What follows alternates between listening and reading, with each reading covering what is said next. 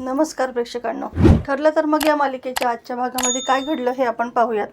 अर्जुन चैतन्याला सांगतो की तू त्या दरवाजाजवळ जा आणि सुरेश कदमला भेटायचं म्हण. तो तुला ओळखत नाही, पण मी व्हिडिओ कॉलवरती त्याचा चेहरा ओळखतो. अर्जुनने सांगितल्याप्रमाणे चैतन्य कॉन्स्टेबलला सांगतो की मला सुरेश कदम यांना भेटायचं आहे, अर्जंट काम आहे. तेव्हा ते पोलीससुद्धा त्याला बाहेर बोलवतात आणि सुरेश कदम बाहेर येतो. त्यावेळेस अर्जुन व्हिडिओ कॉलवरती त्याला पाहतो आणि कळतं की हा तोच आहे. लगेच तो फोन कट करतो आणि चैतन्यसुद्धा खोटं कारण सांगून तिथून निघून येतो.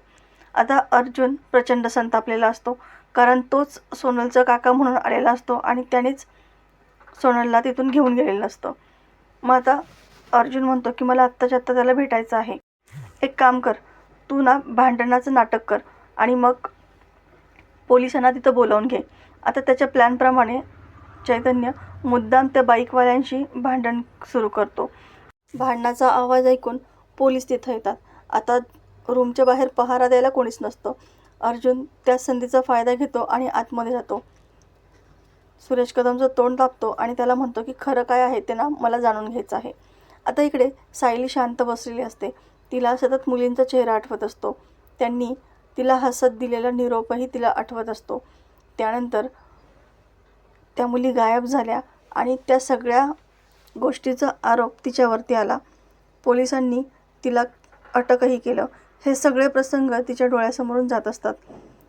या सगळ्यामध्ये सुद्धा तिला फक्त त्या मुलींचीच काळजी असते. तिला अचानकपणे त्रास होऊ लागतो. ती पाणी पाहते, पण त्या माठामध्ये पाणीच नसतं. आता ती कॉन्स्टेबलला आवाज देऊ लागते.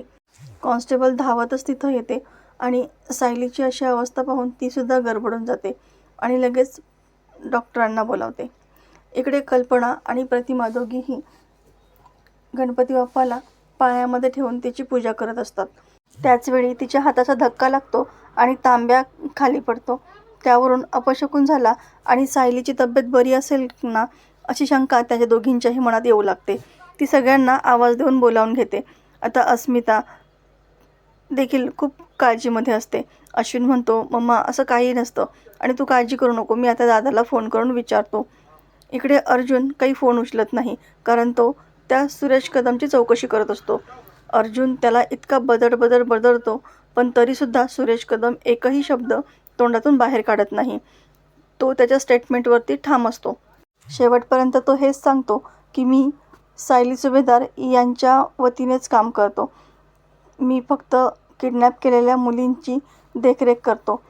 सायली मॅडमसोबत आणखी एक माणूस आहे टोनी नावाचा, आणि त्यानेच त्या मुलीवरती अत्याचारसुद्धा केले. तेव्हा अर्जुन हे सगळं खोटं आहे, असूच शकत नाही असं म्हणून त्याला पुन्हा मारू लागतो. सुरेश कदम म्हणतो, तुम्हाला खोटं वाटतंय ना? हे बघा, माझ्याकडे पुरावे आहेत. तो काही फोटो अर्जुनला दाखवतो, ज्यामध्ये सायली आणि सुरेश कदम दोघेही एका ठिकाणी फ्लॅटवरती भेटले असं त्याच्यामध्ये स्पष्ट दिसत असतं. आता अर्जुन त्याला धक्का देतो आणि बाहेर पडतो. जाताना तो चैतन्याला खुणावतो आणि लगेच चैतन्य भांडण संपवतो आणि माफी मागून तिथून निघून जातो. आता इकडे सुरेश कदम मोठमोठ्याने आवाज देत असतो. जेव्हा कॉन्स्टेबल दरवाजा उघडतात तेव्हा सुरेश कदम म्हणतो, अहो अर्जुन सुभेदार इथं आला होता, त्याने मला मारलं. तेव्हा ते कॉन्स्टेबल म्हणतात, असं कसं शक्य आहे, गप्प बस, आतमध्ये जा, आणि त्याला आतमध्ये पाठवून देतात. सुरेश कदम लगेच सचिनला फोन करून घडलेला सगळा प्रकार सांगतो. आता इकडे अर्जुन चैतन्याला फोटो दाखवतो आणि त्यावेळेस चैतन्य म्हणतो, हे शक्यच नाही आहे, सायली वहिनी असं कुठं जाणारच नाही आहे. हे त्यांनी फोटो किती व्यवस्थितपणे मॅनेज केलेत.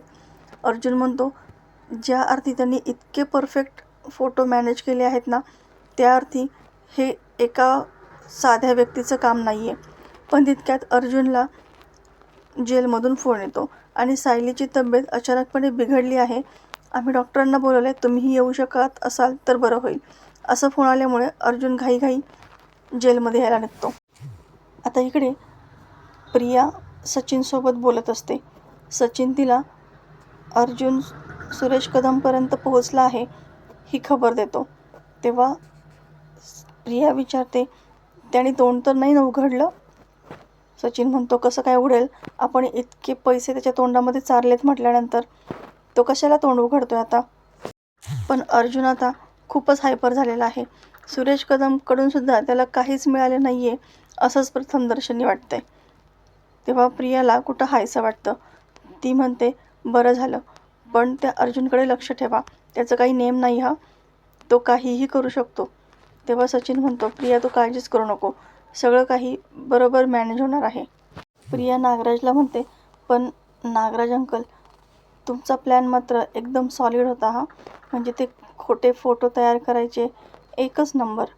तेव्हा नागराज म्हणतो जेव्हा तुमचं हे प्लॅनबद्दल डिस्कशन चालू होतं ना, तेव्हाच माझ्या डोक्यामध्ये आलं होतं. दादाची ती प्रॉपर्टी मला आधीपासूनच माहिती होती. मी 1-2 वेळा तिथं गेलोसुद्धा होतो आणि त्यामुळेच तर मला ती जागाही व्यवस्थित माहिती होती. म्हणून तर तिथले फोटो काढणं लगेच शक्य झालं ना. ते फोटोसुद्धा इतके परफेक्ट जुळवता आले आहेत ना, त्यामुळे कोणालाही शंका येणार नाही की ते फोटो खोटे आहेत. आता हे सगळेजण स्वतःच्याच धुंदीमध्ये असतात. त्यांनी खूप मास्टर प्लॅन केला आहे असंच समजत असतात. मात्र अर्जुन या सगळ्या गोष्टीचा छडा लावणार आहे. कसं ते आपल्याला यापुढे पाहायला मिळतच राहणार आहे. इकडे डॉक्टर सायलीला चेक करतात आणि तिचं BP वाढलं आहे असं त्या अर्जुनला सांगतात. अर्जुन खूपच घाबरून गेलेला असतो. तो त्यांना रिक्वेस्ट करतो की मला थोडा वेळ सायलीसोबत बोलू द्यात ना. सायली त्याला सांगते की अहो मी अगदी व्यवस्थित आहे, थोडा त्रास होतो ना, 7वा महिना लागला आहे ना त्यामुळे होतो आहे. पण डॉक्टर म्हणतात की थोडा वेळ यांना त्यांच्या बायकोसोबत बसू द्यात, म्हणजे त्यांना लवकर बरं वाटेल. आता त्या जेलरसुद्धा परवानगी देतात, पण एका कॉन्स्टेबलला तिथंच ठेवतात. आता सायली अर्जुनला धीर देते की तुम्ही अजिबात काळजी करू नका, मी अगदी व्यवस्थित आहे. इकडे कुसुम खूप घाबरलेली असते, कारण इन्स्पेक्टर निकम आश्रमामध्ये आलेले असतात.